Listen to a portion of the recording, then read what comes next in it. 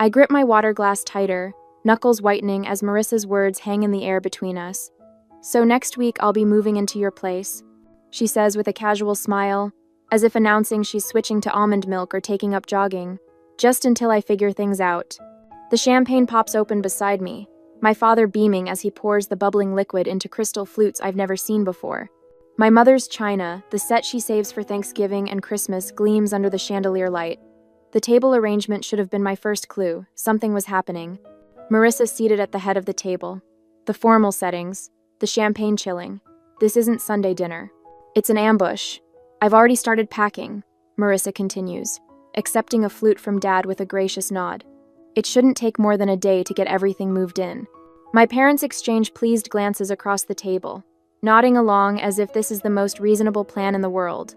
As if my consent is merely a formality, already given. "To new beginnings," my father says, raising his glass. Everyone lifts theirs in response. Everyone except me. The garage boxes make sense now.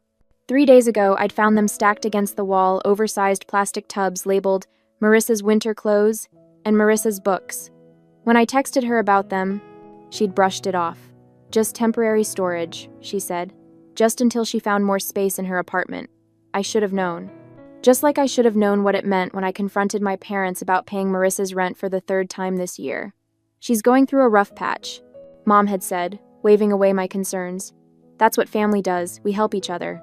I hear my mother's voice from last week, the phone call I wasn't supposed to overhear while waiting in her kitchen. "Eden is so lonely in that big house," she'd told Aunt Sarah. "She needs her sister's company. It's perfect timing, really. Perfect timing." As if my life exists solely to accommodate Marissa's latest crisis. I set my water glass down carefully, reaching for my purse on the floor beside me. The trembling in my hands has nothing to do with nervousness and everything to do with fury. "Why do you look so serious?" Marissa laughs, her eyes darting briefly to our parents. "This is good news for both of us. You get company, and I get to save on rent for a while." My fingers closed around the manila envelope I'd brought, the one I'd almost left in the car, thinking tonight wasn't the right time. But there is no right time with my family. There is only their time, their plans, their expectations. The tremor in my hand steadies as I place the envelope on the table. "Actually," I say, my voice calmer than I feel, "I have news too." My parents' expressions shift instantly. My mother's smile falters, eyes narrowing slightly. My father lowers his champagne glass, forehead creasing with concern. The change is subtle but unmistakable, the united front forming against the daughter who isn't following the script. "What kind of news?" My mother's tone carries a warning. "Don't ruin this. Don't be difficult." I feel the weight of the familiar labels hovering in the air. Selfish, difficult, uncaring. The stakes of defiance are clear. Disagree and become the family villain. Again. Looking at their expectant faces, I realize this pattern has defined my entire life. Marissa takes. I give. My parents enforce the transaction. The roles never change. The lines never shift. Until now. I place the manila envelope in the center of the table, my fingers lingering on the edge. The room falls silent, my family's anticipation hanging heavy in the air. "What's that?" My mother's voice carries a hint of irritation, as if my interruption is derailing an already settled plan. "This," I say, carefully withdrawing the papers inside, "is the sale agreement for my house. I sold it last week. I have 30 days left before I move." The silence that follows is absolute. Marissa's champagne glass slips from her fingers, shattering against the hardwood floor. No one moves to clean it up. My father's mouth opens and closes like a fish suddenly finding itself on dry land.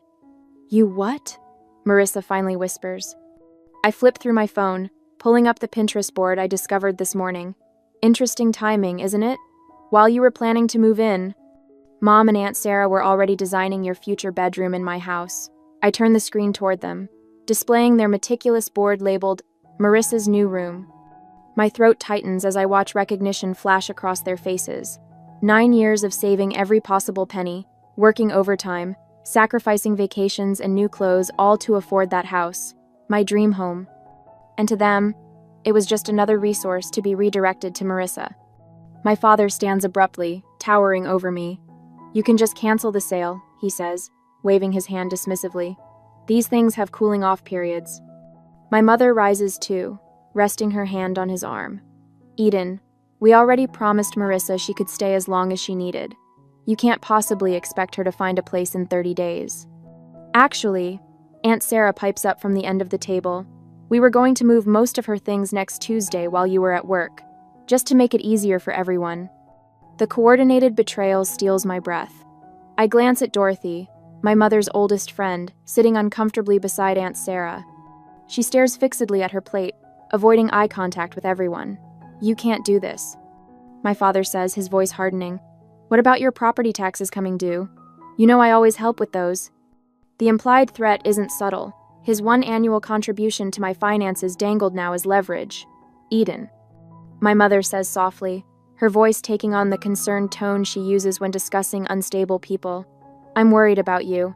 This kind of impulsive decision-making isn't like you. Are you feeling all right? Have you been taking care of yourself? I recognize the strategy immediately. If not compliant, then possibly unwell. It's a familiar path in our family dynamic, one that's kept me in line for years. You did this on purpose, Marissa accuses, tears streaming down her face. You found out I needed a place to stay and sold your house just to spite me. The accusation lands like a physical blow. This is how it always goes. My boundaries recast as cruelty, my self-preservation painted as selfishness. For a moment, I consider explaining the truth. The catastrophic roof replacement that drained my savings, the water line break, the heating system failure, the mounting financial pressure that made selling not just advisable but necessary. But what would be the point? They've already cast me as the villain in this family drama. Why give them more ammunition? I made this decision for my own reasons, I say instead, keeping my voice steady. And it's final. So you're just going to leave your sister homeless? My mother's voice rises. After everything we've done for you? The familiar weight of guilt settles on my shoulders. Everything they've done for me. The invisible ledger of family obligation that only ever seems to accumulate in one direction. Marissa isn't homeless. I point out. She has an apartment, and if that doesn't work, she has your spare bedroom. That's not the point, my father interjects. Family helps family. Period. Anyone. The unspoken remainder of that sentence hangs in the air, and you're not being family. I think, I say carefully, gathering the sale papers back into the envelope, that we have different definitions of help. Under the table, I feel a gentle squeeze on my hand. Dorothy, still avoiding eye contact with everyone else, whispers so quietly I almost miss it. Good for you. It's a small validation, but in this moment, it feels monumental. One person in this room doesn't see me as selfish or cruel for protecting myself. As I sit there with my family's accusations hanging in the air, I wonder whether I should explain the financial struggles that forced me to sell my beloved home, or simply hold firm without justifying my decision. Would sharing my vulnerability help them understand, or just give them new ammunition to use against me? The first call comes Tuesday morning while I'm fixing my coffee. Aunt Sarah's name flashes on my phone screen, unusual for a weekday before 9. Eden, honey, I just talked to your mother. Her voice carries that particular tone, the one reserved for funerals and family scandals. Is it true you sold your house just to keep Marissa from staying with you? My coffee sloshes over the rim of my mug, scalding my fingers. What? Marissa called me in tears last night, said you sold your beautiful home out of spite, knowing she needed a place to stay. The burning on my hand fades as a different heat rises in my chest. That's not what happened. Your sister will be homeless, Eden. I never thought you could be so cruel. The calls continue all day. Uncle Robert, Cousin Jennifer, even my father's golf buddy Chuck, whose connection to this situation escapes me entirely. Each conversation follows the same script. Marissa's desperate situation, my apparent heartlessness, their profound disappointment in me. While preparing dinner, I make the mistake of checking Facebook. Marissa's latest post appears at the top of my feed. The hardest lesson in life is learning who truly has your back when times get tough. Family should be forever, not just when it's convenient. 27 sympathetic comments follow, including one from Mom. We're here for you, sweetheart. Always. The knife in my hand chops carrots with increasing force. The final blow comes Thursday, when my colleague Lisa stops by my desk, her expression pinched with concern. I ran into your sister at Starbucks this morning, she says, lowering her voice. She told me about the house situation. If you need help finding her temporary housing, my church has a program. The carrot pieces on my cutting board splinter under the blade. What exactly did Marissa tell you? Lisa shifts uncomfortably. Just that she's facing homelessness because of some sudden decision you made. She seemed really upset. My jaw tightens so hard it aches. Thanks for your concern, Lisa.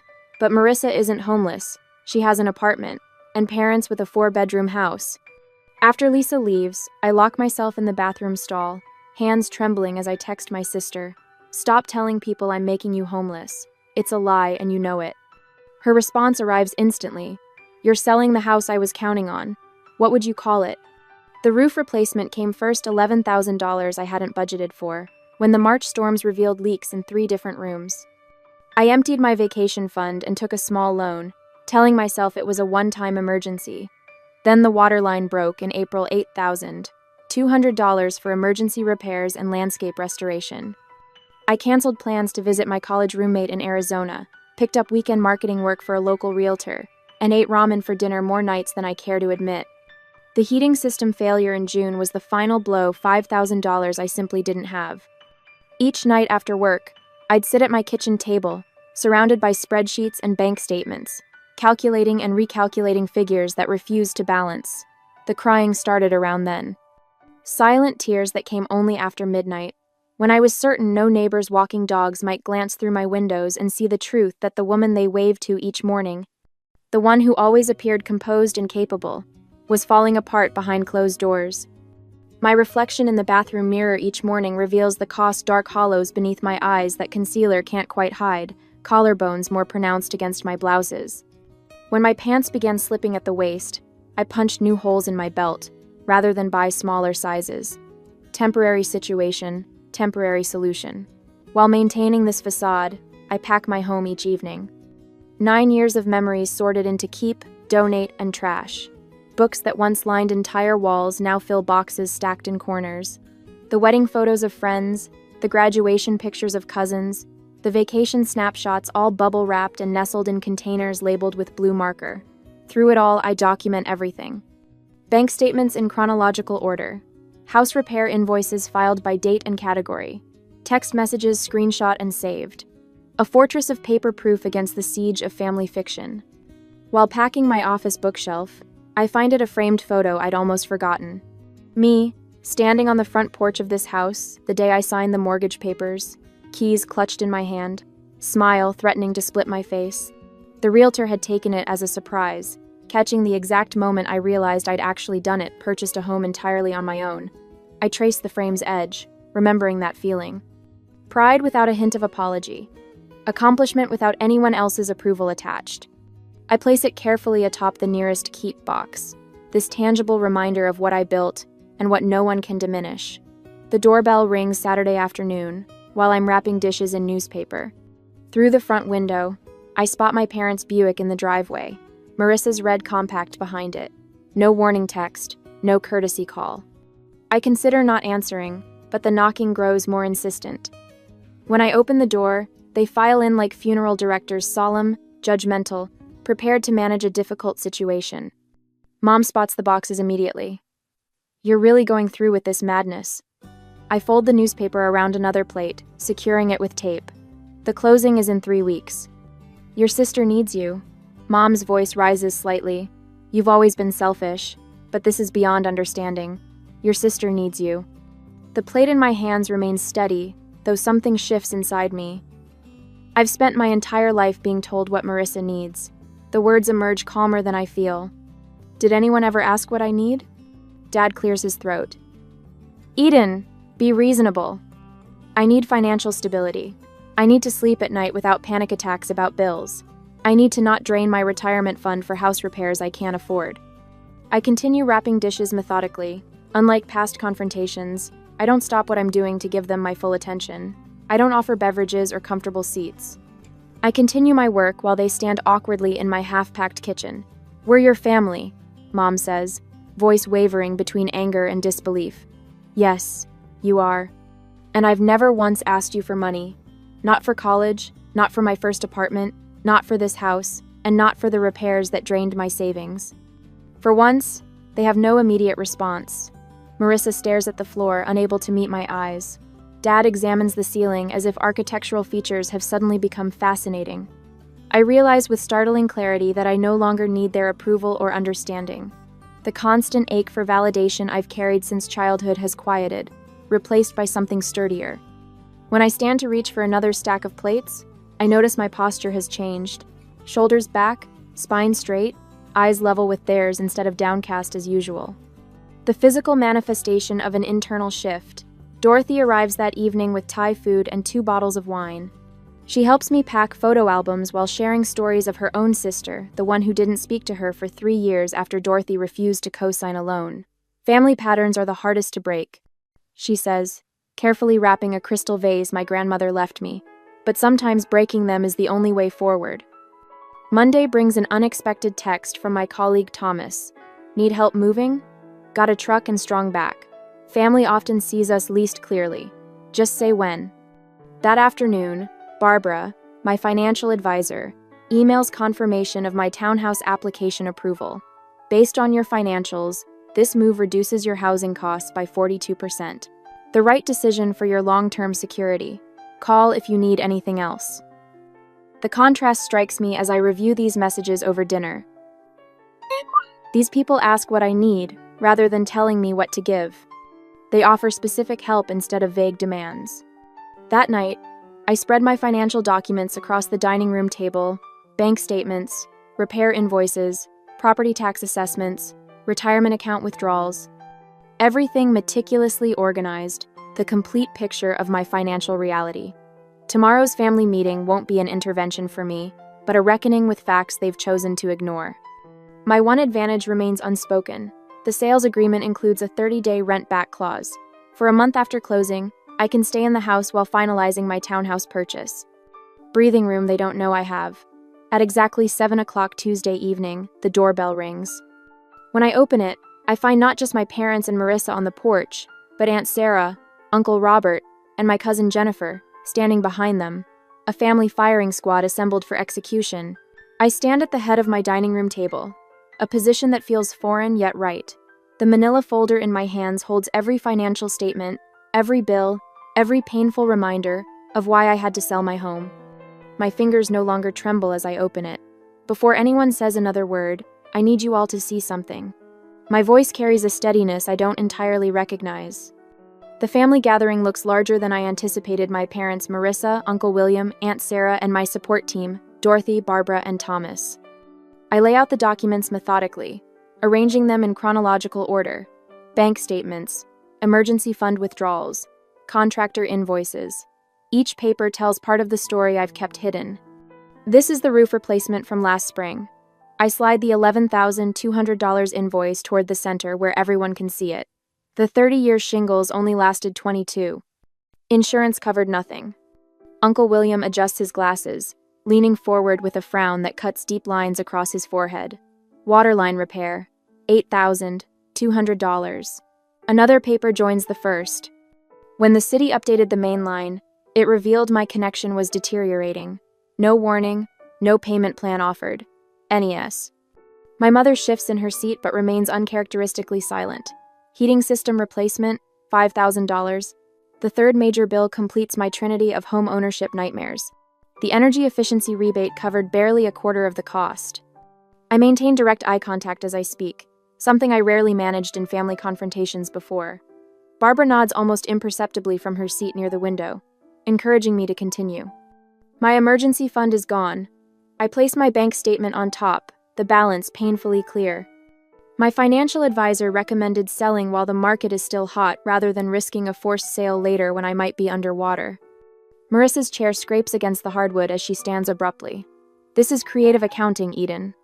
You've always been good with numbers when it suits you. Her voice carries the familiar accusatory edge. You're just trying to avoid your family responsibilities. Uncle William, whose judgment I've feared since childhood, surprises me by turning toward my sister. Marissa, what's your current employment situation? Last I heard you were between jobs.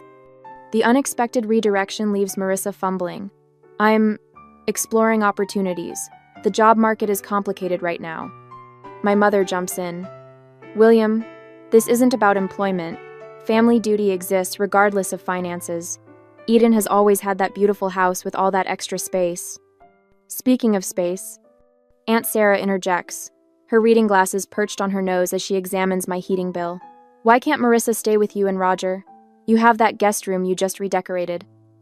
The conversation shifts like a current, pulling away from me and swirling around the room as family members begin questioning the arrangement I've endured my entire adult life. Dorothy clears her throat. I've known this family for 20 years. Eden bought her house without any family financial support. Meanwhile, I've watched Marissa receive help with rent, car payments, and credit card bills repeatedly. Her voice carries the weight of long observation. The pattern has been clear to everyone except those closest to it. Barbara straightens her blazer before speaking. As Eden's financial advisor, I can tell you that enabling financial dependency ultimately harms both parties. The one giving depletes their resources, while the receiver never develops crucial life skills. Thomas, sitting quietly until now, leans forward. My brother lived with my parents until he was 42. They paid his bills, made his appointments, solved his problems. When they passed, he had no idea how to function. He lost their house within a year because he never learned to manage money. He glances at my parents. Sometimes the most loving thing is to stop rescuing someone. The room falls unusually quiet as these outside perspectives penetrate the family mythology we've operated under for decades. Uncle William breaks the silence. Eden, why didn't you share these financial struggles sooner? I hesitate, the question catching me off guard. Should I maintain the privacy and independence that had served as my armor for years? Or would opening up to select family members create the support system I never thought possible? Before I can answer, my father shifts in his chair, eyes fixed on the hardwood floor. It's the first time I can remember him sitting through a family discussion without dominating it. My mother's rigid posture gradually softens, her hands now resting open on the table instead of clenched in her lap. Marissa stands suddenly, grabbing her purse. This is ridiculous. You're all acting like I'm some kind of parasite. Eden has always been the golden child with her perfect house and perfect job, while everyone ignores how hard things have been for me. When no one jumps to her defense, she storms toward the door. The slam echoes through the house as she leaves. Uncle William waits for the reverberations to fade before speaking again. I think it's time we had a family financial planning session, for everyone. He looks pointedly toward my parents, including Marissa. My mother's eyes glisten with unshed tears, but for once, they're not being weaponized against me. My father reaches for her hand across the table, his face unreadable, but his silence speaking volumes. For the first time in a family confrontation, I'm not the one left feeling like I've done something wrong. I arrange the last of my kitchen glasses into a box, wrapping each one in newspaper with methodical precision. My final week into my 30-day countdown, and the house already feels hollow, memories peeling away with each item packed. The doorbell rings. I check my watch right on time. My parents are nothing if not punctual when they have an agenda. I open the door to find not just my parents but Marissa too, standing on my porch like a united front. My mother clutches her purse with white knuckles.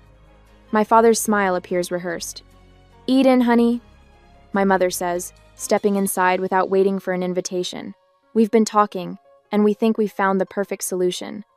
A compromise, my father adds, his voice carrying that false cheerfulness he reserves for difficult conversations. Marissa follows them in, her eyes darting around my half-packed living room before settling on me with a practiced look of gratitude. I really appreciate you hearing us out. They arrange themselves on my couch, the only piece of furniture not yet wrapped in moving blankets, while I remain standing. The power dynamic isn't lost on me. We know selling the house is your decision. My mother begins, punctuating her words with a nervous laugh. But instead of Marissa moving in with you, what if you helped her get her own place? My father nods enthusiastically, while carefully avoiding any mention of actual numbers. Just a loan to get her started. With your success, it would hardly affect you. Unlike me, Marissa interjects, her voice soft and rehearsed. Some people just have bad luck, you know? The implication hangs heavy in the air between us. You're successful. She's struggling. You owe her this. My mother leans forward, her voice dropping to a conspiratorial whisper. Eden, the family has always stuck together. If you can't help your sister just this once. She trails off, the threat clear. Cut Marissa off, and I cut myself off from the family. I walk to the dining room table where I've laid out several documents. They watch me, confusion replacing their certainty. I'm meeting with my lender tomorrow, I say, picking up a pre-approval letter.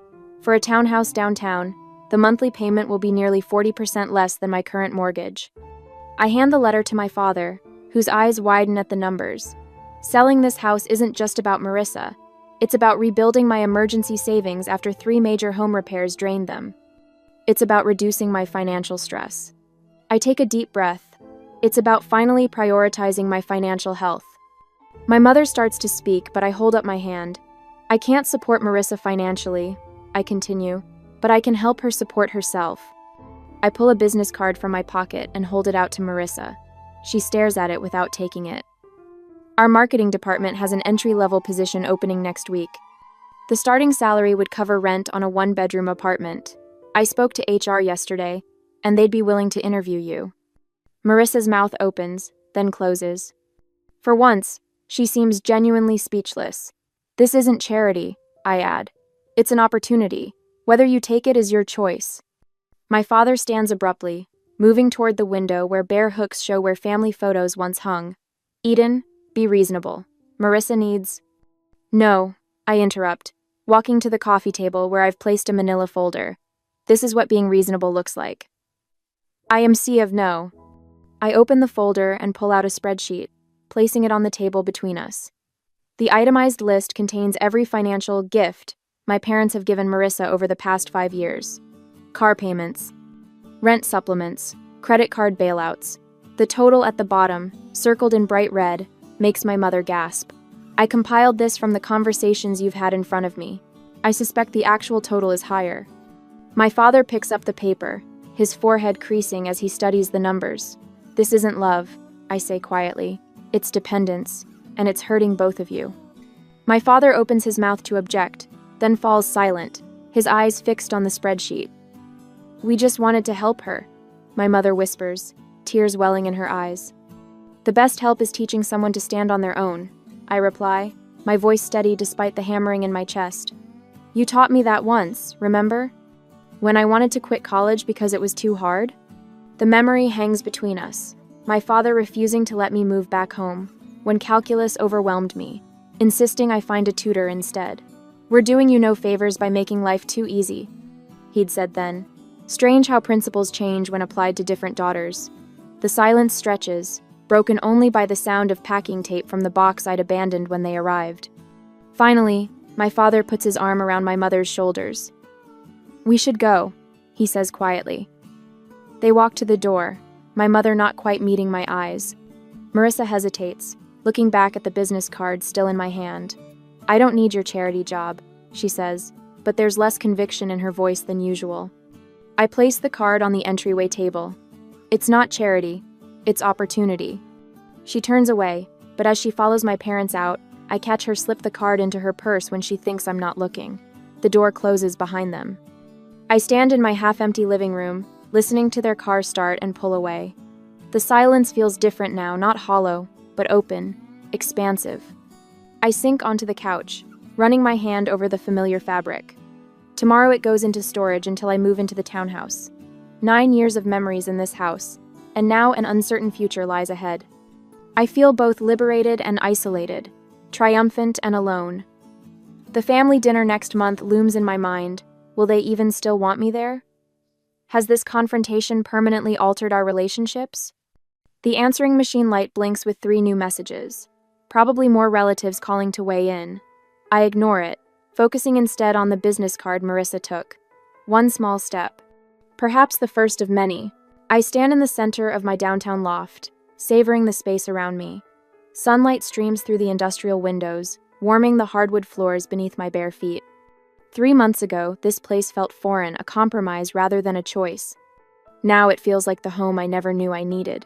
Another box checked off the budget, I tell myself, updating my financial tracking app.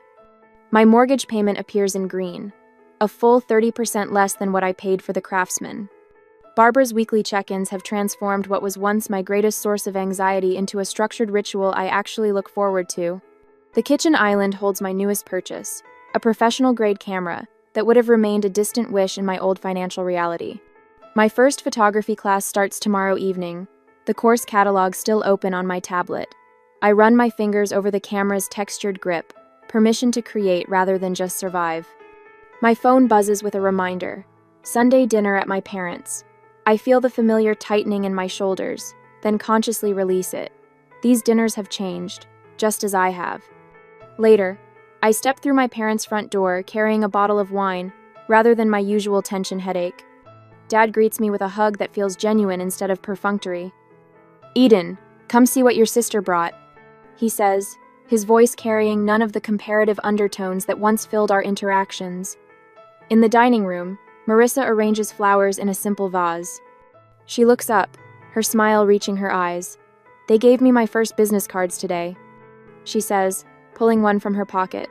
"Assistant marketing coordinator. Sounds fancy for someone who mostly makes coffee runs, but I'm learning so much." She hands me the card proudly, without the defensive edge that once colored her accomplishments. My mother appears in the doorway, carrying a casserole that isn't placed strategically closer to Marissa's place setting. "Tell us more about the social media campaign you mentioned last week," Mom says, looking directly at Marissa. Then she turns to me. "And Eden, how was your photography class?" I blink, still adjusting to the novelty of balanced attention. As we eat, I notice my father asking thoughtful questions of both daughters, not just fawning over Marissa's every word. 1 week later, laughter fills my loft as Dorothy raises her glass. To homes that shelter us and boundaries that protect us, she toasts. Around my coffee table sit Thomas, Barbara, Uncle William, and me, my chosen family, alongside the blood relative who surprised me most. Dorothy presents me with a frame containing 2 photos, me signing my original mortgage papers 9 years ago, and me holding the keys to this townhouse. 2 brave beginnings, she says softly. 2 very different women, I add, recognizing how much I've changed. The following weekend finds Marissa and me at my kitchen table, surrounded by spreadsheets and calculator apps. "So if I put away 15% of each paycheck, I could have first and last month's rent by January," she says, chewing her lip as she runs the numbers again. Our parents sit on my sofa, watching this scene with a mix of pride and regret. "We should have done this years ago," Mom admits quietly. "We thought we were helping, but we were hurting both of you in different ways." Dad nods, his eyes revealing the difficult journey of unlearning decades of enabling behavior. As I watch Marissa calculate her budget with determination I'd never seen before, I wonder about the fine line between helping and enabling those we love. Is it ever possible to find the perfect balance between supporting family and maintaining healthy boundaries? Or must we sometimes allow others to struggle so they can truly grow?